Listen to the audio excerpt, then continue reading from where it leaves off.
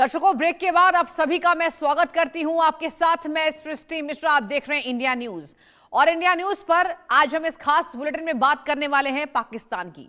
आज बात घुटनों पर आए मुल्क की करेंगे, आतंकिस्तान की करेंगे, जो दुनिया भर में कटोरा लेकर घूमने के बाद भी एक पानी की एक बूंद के लिए भीख मांग रहा है।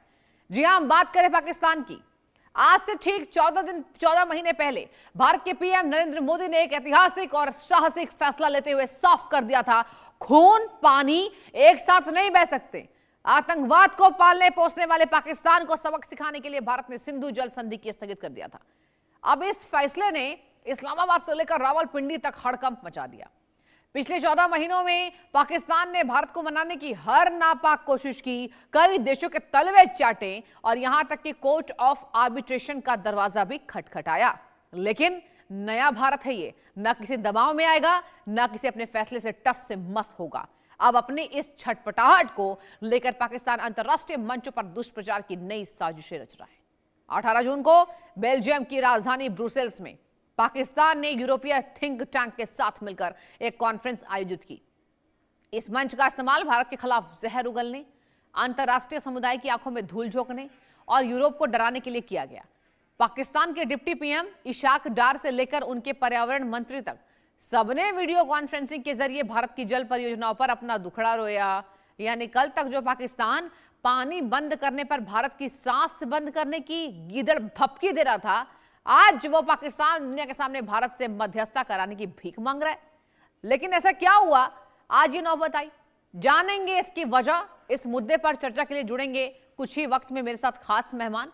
लेकिन उसके पहले जरूरी जानकारी आपको ग्राफिक्स के जरिए हम देना चाहेंगे और आपको बताना चाहेंगे कि आखिर अब पाकिस्तान हाथ में कटोरा लेकर भीख मांग रहा है, एक बूंद पानी दे दो भाई। और अब आपको बताने की बारी आ गई है कि पाकिस्तान की छटपटाहट में क्या क्या देखने को मिल रहा है। इंडिया न्यूज के सवाल, अगर पाकिस्तान शांति चाहता है तो उसकी धरती से भारत विरोधी आतंकी गतिविधि जारी क्यों है? देखिए, स्क्रीन पर आ चुके हैं। एक बार ग्राफिक्स के माध्यम से हम आपको पूरी जानकारी देने की कोशिश कर रहे हैं। इंडिया न्यूज के सवाल है ये, गतिविधि पाकिस्तान की जारी क्यों है? जी हां, और अंतर्राष्ट्रीय मंचों पर भारत के खिलाफ अभियान चलाने के बजाय पाकिस्तान आतंक के मुद्दे पर जवाब क्यों नहीं देता? आखिर क्यों नहीं बोलता कि हम आतंकवाद को पालते पोसते हैं?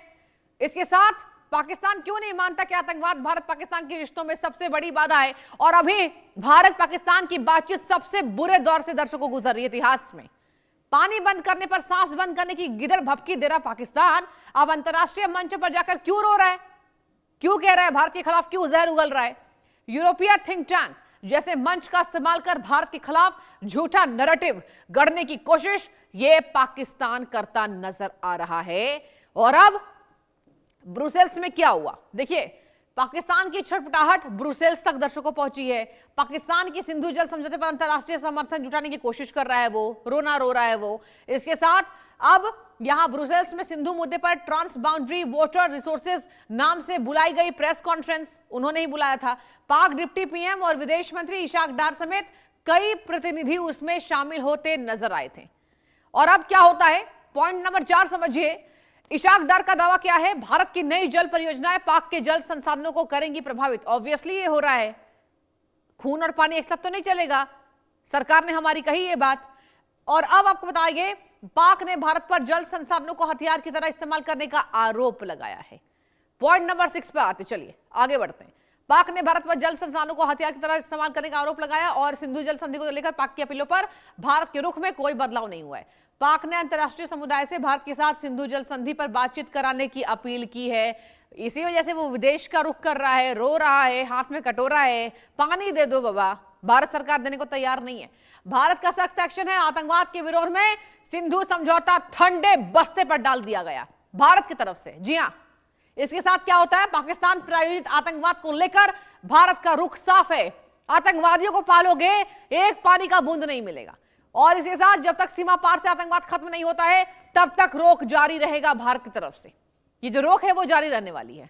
और अब आतंकवाद के विरोध में सिंधु समझौता ठंडे बस्ते में डाल दिया गया है। ये देखिए, पूरे ग्राफिक्स के माध्यम से एक एक करके हमारी टीम ने आपको समझाने की पूरी कोशिश की है कि आखिर क्या चल रहा है, पाकिस्तान क्यों रोना रो रहा है। कृषि पर प्रहार है। पाकिस्तान की 80% खेती सिंधु, झेलम और चिनाब से होती है। पाकिस्तान का अन्न भंडार पंजाब प्रांत चिनाब नदी के पानी पर टिका हुआ है। इसी वजह से बौखलाहट है, छटपटाहट है। चिनाब नदी का पानी व्यास में डाइवर्ट होने से नहरें सूख गई हैं, फसल को नुकसान हुआ है, मौसमी खेती को भारी नुकसान हुआ है। आप देखिए ग्राफिक्स, पूरी जानकारी आपको हम लिखकर दिखा रहे हैं। पाकिस्तान में खाद्य संकट, भूखमरी जैसे हालात है। अब देखिए लॉकडाउन सरकार लगा रही है, न खाना है, न दाना है, न पानी है। एक चीज लेकिन है, आतंकवादी। और पाक के पास केवल 90 दिनों के यहां पर स्टॉक बचे हैं। सुक्कुर बैराज में पानी की आवक सामान्य क्षमता से 50% घट गई है। ये देखिए बहुत बड़ा आंकड़ा है, 50% से ज्यादा यहां पर जो घट गई है यहां पर। और सुक्कुर बैराज का कैनाल सिस्टम सूखने के कगार पर है। सुक्कुर बैराज का कैनाल सिस्टम सूखने के कगार पर है।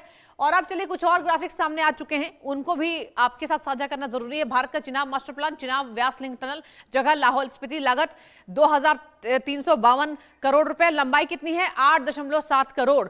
चिनाब का पानी व्यास नदी में। ये देखिए पूरे टाइमलाइन को समझिए, और आपको हमने पूरी कोशिश की है पूरे समझाने की ग्राफिक्स के माध्यम से कि ये जो पूरी टाइमलाइन है, पूरी स्थिति है, वो क्या हो रहा है।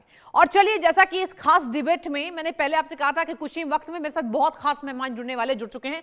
वे